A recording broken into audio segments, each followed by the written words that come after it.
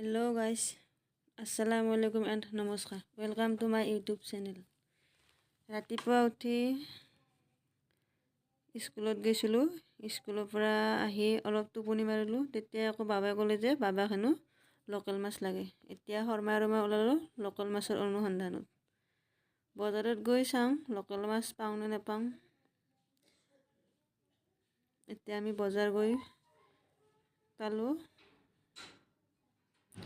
এয়া লোকেল মাছ, তাৰ পৰা গৰৈ আৰু কাৱৈ মাছ আধা কিলো লৈ ঘৰলৈ বুলি আহিব ওলাইছোঁ। মাছৰ দেখোন বহুত দাম। আগতে এনেকৈ বজাৰ কৰি কেতিয়াও পোৱা নাছিলোঁ।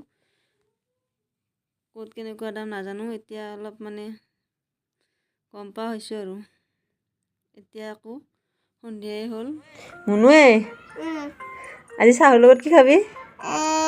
বন্ধাকবি পকৰি। বন্ধাকবি দি পকৰি খাবা? অ'কে, আহকচোন আজি বন্ধাকবি দি পকৰি মই কেনেকৈ বনাওঁ দেখুৱাওঁ আপোনালোকক।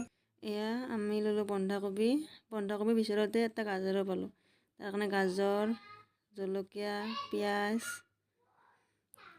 এয়া আমি গাজৰ, জলকীয়া, পিঁয়াজ, ধনিয়া সকলোখিনি কাটি ল'লোঁ।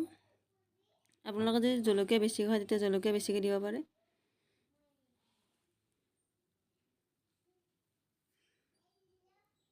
সেইখিনি মই একেলগে মিক্স কৰি ইয়াতে দিলোঁ আটাৰ গুড়া, নিমখ, অলপমান বেকিং চ'ডা।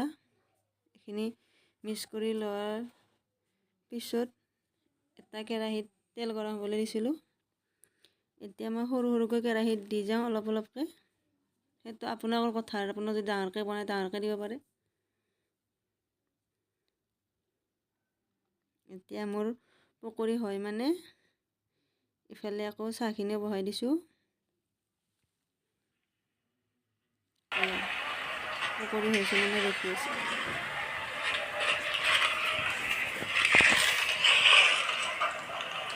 এইফালে চাহ বহাই দিলোঁ। চাহ পকৰি ৰেডি। এতিয়া চাহ আৰু পকৰিখিনি খাই লওঁ আৰু লগ পাইছোঁ নেক্সট ভিডিঅ'। সকলো চোৱাৰ বাবে ধন্যবাদ।